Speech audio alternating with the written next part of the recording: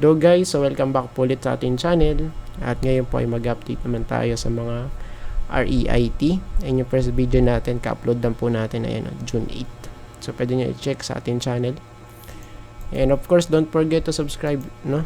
At pakipress na rin yung notification bell para palagi po kayo ma-update at notify sa mga bagong videos na i-upload natin. So sige, start na tayo. Ayan, pag meron po kayong mga request, pwede po kayong mag-comment at magsiseparate tayo ng video sa mga request, no? So ngayon, REIT, okay, ano ba meron dito? So for now, tingnan natin, still sideways pa rin to guys, and kung i-check natin, parang nag-retest guys, right? So bumagsak, then nag-retest, and we know that this is very crucial kasi kung hindi makakabalik sa taas, pwede tayong bumalik sa baba, since sideways to. So ang major support nasa 31.87, malapit sa 32 yan. Nasa may green box na to, sideways guys. So sideways siya na mako-consider. So far, tignan natin Ayan. So for now, medyo maganda yung niya, yung kanyang itsura niya. Ayan, pero dapat makapanik, no? Daily chart, check natin. So for now, overbought sa stock. Okay, tapos medyo lang naman, pa downtrend yung ating RSI. So it means kung hindi nga makakapanik dito, possible malaglag tayo. Ang immediate support for this one, since nasa daily chart yung natin, ating usapan right now, pwedeng support, immediate support right here 33 guys, malapit dun ayan. So andun yung mga bounces for REIT. Ayan, save natin. Next one, CREIT. Quick update lang tayo guys. CREIT, for CREIT, so ito na yung sinasabi nating trend line before. Check natin sa weekly yan. Okay, ayun so may trend line. Still possible na malaglag saan. So kung bibili kayo, much better kung dito, malapit sa 2.77 sa may green box. Ayan, so kitang kita na may trend line tayo since ba yan, ito yun 2021, pandemic yun ayan. So let's see,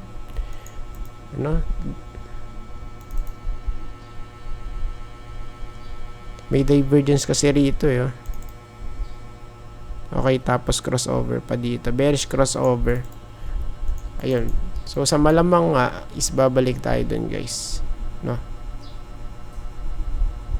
ayan, 2 point, yung natin sinabi natin, 2.77 RCR.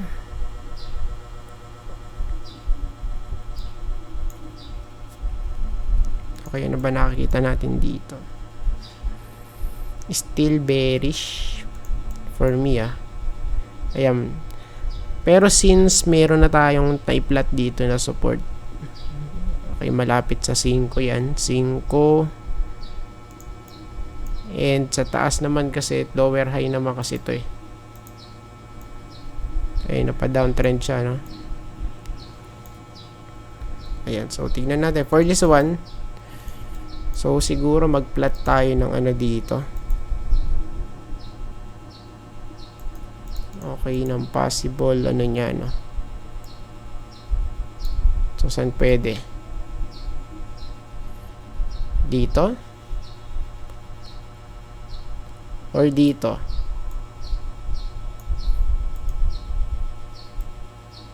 Ayan. So, siguro dito na lang. Ayan, so pwede rin kasing doon, ano. So, for me, much better kung dito. Lower highs, right? Ejection. So, sa ngayon, kung magra-rally, pwede hanggang dito. 5.47. Pero, of course, kung babalik, of course, may babalikan yan dito sa may 5 nga, ano. So, right now, is nag-rally. 5.2. Ayan. So, 5.5. So, ideal to for a retest, no? Diyan. Just in case na, ano to, mag-rally, ano. So, sa daily chart, tingnan natin. Looks bearish. Bakit? Because may resistance dito, guys. Resistance to, eh. Ayan, no. 5.25. Ayan. So, possible nga, babalik tayo sa 5. 200 day. Ayun. Okay, kabe-breakout lang pala. Emrit. For Emrit, check lang natin weekly. Okay, nalaglag na. So, for this one, ang pinaka conservative approach for this dito. Let's wait na malaglag sa below 12, ano? Hanggang dito sa 11.6. So, in between doon, good yan for Emrit, no? Ayan. So, below 12, kasi andito yung major, ano natin, support, ano? So, just in case. Ayan. Since bearish pa naman kasi ito, eh. Lower high, no? So, tingnan natin. Meron ba tayo dito? So, ito kasi hindi pa to definite na trend line. Ayan. So, isa. And pwede natin sabihin na ano to, no? Na isang batch lang to. First, second, and possible dito. Okay, malapit dun sa may green box, no? Ayan, pero sige, wag na natin isama yan. Ayan, sa may ano na lang tayo, sa may support. Based dun sa horizontal, no? Mas safe kasi pag ganun yung setup. Next, Spirit. Spirit. Solid din tong Spirit, ano? Pero right now, pa-overbought na siya. So, it means pwede ito mag-print ng panibagong all-time high. Pwede kung mag-extend dito, no? Tapos mag-create ng bearish divergence sa weekly. Ayan. So, pwedeng ganun yung setup for Spirit, no? So, ngayon, sa daily chart, check natin. Okay. Oops. Hindi pa naman overbought. Pero, this time kasi, ang pwede nating gawing support. So, I think dito pwede, pero wait lang, check natin. So, saan ang support dito? So, I think dito malapit pwede, oh. Ayan, sa 1.9, ano? So, tignan natin, guys, kung mag-hold dyan. Mag-hold. Tapos dito rin, since meron tayo ditong gap up na pwedeng balikan. Ayan, so this is very crucial. May gap up na pwedeng balikan to, no? For Spirit. Ayan, so tignan natin. Next one is, or last na pala to. And yung iba din natin isasama. Virit. For Virit, guys, tingnan natin. Weekly. Okay. For Virit, since nasa resistance na, I think pwede tayong bumalik dito, guys, sa 1.7. Yan, so mag-adjust tayo ng konti. Yan, no? So for now, pwede. Ayan, so since nasa resistance na, pwedeng bumalik dito sa 1.7 guys, no? Bakit dyan? Kasi support to. Pwede. 1.72 to 1.7. Medyo maganda ron guys.